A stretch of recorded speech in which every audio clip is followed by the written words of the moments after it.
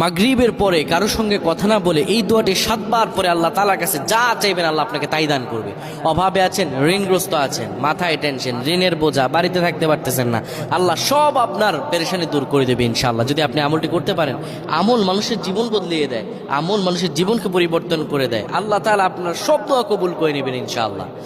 মাগরিব নামাজের পরে কিবলামুখী হয়ে থাকবেন, কারো সঙ্গে কথা বলবেন না, কারো সঙ্গে কথা না বলে কিবলামুখী হয়ে আপনি পড়বেন আল্লাহুম্মা আজরিনা মিনান নার, আল্লাহুম্মা আজরিনা মিনান নার, আল্লাহুম্মা আজরিনা মিনান নার। যদি এটি আপনি মাগরিব নামাজের পরে কারো সঙ্গে কথা না বলে পড়ে 7 বার পরে দুটি হাত তুলে আল্লাহর কাছে দোয়া করেন, আল্লাহ জাহান্নামের আগুন থেকেও বাঁচাবেন এবং আল্লাহ আপনার সব দোয়াগুলো কবুল আর মঞ্জুর করে নেবেন। আল্লাহুম্মা আমিন।